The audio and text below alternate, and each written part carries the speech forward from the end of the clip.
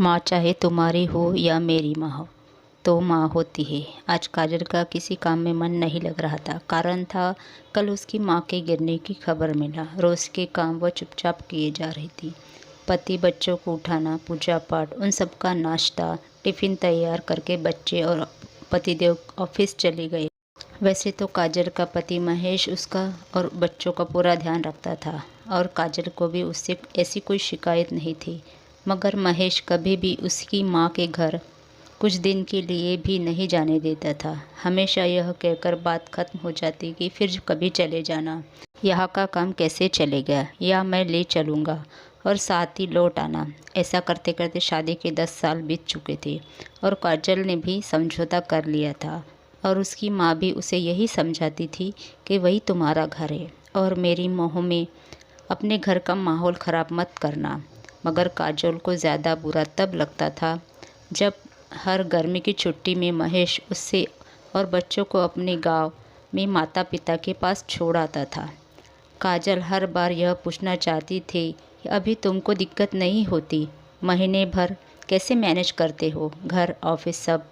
मगर आपस में कलह कलेश ना बढ़े इसीलिए चुपचाप रह जाती थी। मगर उससे आज नहीं रहा जा रहा था क्योंकि माँ घर में अकेले थी और खाना बनाते वक्त गिर गई थी। वह तो भला हो उस पड़ोस की चाची का, जो वह उसी वक्त मिलने आ गई थी। तो माँ को गिरा देख उसने उठाया, फिर काजल को फ़ोन किया क्योंकि उसका छोटा भाई बेंगलुरु में पढ़ाई के लिए गया था। काजल ने महेश को बताया तो उसने कोई खास तवज्जो नहीं दी। रात में फिर काजल ने बोला तो महेश गुस्से में बोला, अरे यार, तुमको शादी के बाद भी हर समय मायके की भी पड़ी रहती है। अब यहाँ के बारे में सोचो, मैं और बच्चे कैसे मैनेज करेंगे। यह सब ऐसा करो, किससे बोलकर किसी हेल्पर को लगवा दो। यह कहकर वह मुंह घुमाकर सो गया। मगर काजल की आंखों से नींद उड़ चुकी थी। आज उसका दिल बुरी तरीके से टूट गया था।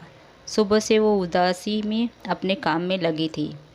सबको स्कूल ऑफिस भेजकर उसने माँ को फ़ोन किया।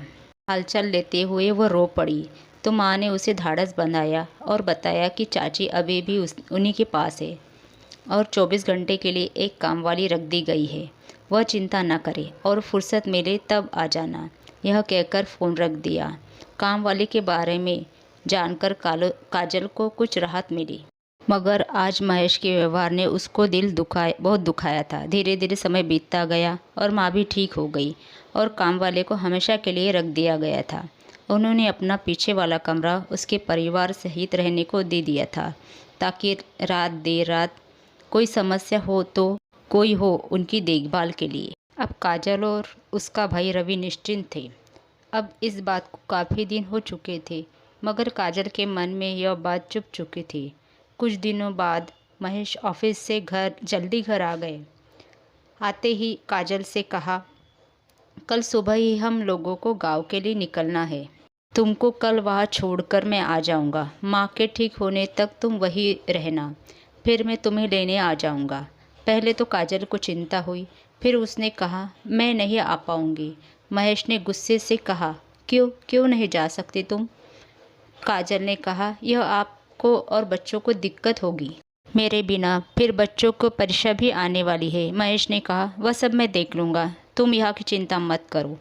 मैं खाने के लिए टिफ़िन सर्विस लगा लूँगा, तुम तो बस जाने की तैयारी करो। वहाँ माँ को कितनी दिक्कत हो रही होंगी, उनको अभी हमारी ज़रूरत है।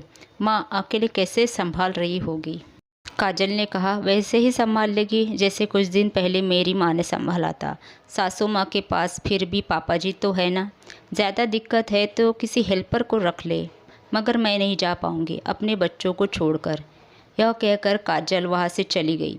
महेश बहुत गुस्से में था तो उसने कोई भी बात नहीं की काजल से रात भर, मगर यह सोचता रहा कि अब कैसे क्या करूँगा। इसी कश्मकश में रात बीत गई। जब सुबह महेश की आँख खुली तो काजल अपने कमरे में नहीं थी। उसने बाहर जाके देखा तो काजल अपना सारा सामान पैक कर रही थी। महेश ने पूछा, अब यह क्या नाटक है तुम्हारा? सुबह सुबह कहाँ जा रही हो? काजल ने जवाब दिया, गाँव जाना है कि नहीं? महेश ने कहा, मगर तुमने तो मना कर दिया था ना। तो अब क्या? वह तो सिर्फ तुम्हें एहसास दिलाने के लिए कहा था कि माँ तो माँ ही होती है ना, चाहे तुम्हारी माँ हो या मेरी माँ जैसी कोई नहीं होती। शादी के बाद मैंने सासू माँ को अपनी माँ जितना सम्मान दिया, हमेशा सबका ख्याल रखा। तुम ऐसा क्यों नहीं कर पाए महेश? आखिर वह भी तो माँ ही है ना। बस फ़र्क सिर्फ इतना है कि वह मेरी यानी इस घर की बहू की माँ है। तो क्या उनको सम्मान नहीं मिलना चाहिए, या ज़रूरत पड़ने पर हमें उनका साथ नहीं देना चाहिए? यह तुम सोचो कि तुम्हारी सोच कहाँ तक सही है। रही मेरी बात, तो मैं अपने फ़र्ज़ को अच्छी तरह से समझती हूँ। मैंने कभी आपकी माँ को अपनी माँ की से अलग नहीं समझा, हमेशा दोनों को एक नज़र से ही देखा है और उतना ही प्यार और सम्मान दिया है। इसीलिए अभी तुम मुझे गांव की बस में बिठा दो, मैं चली जाऊंगी।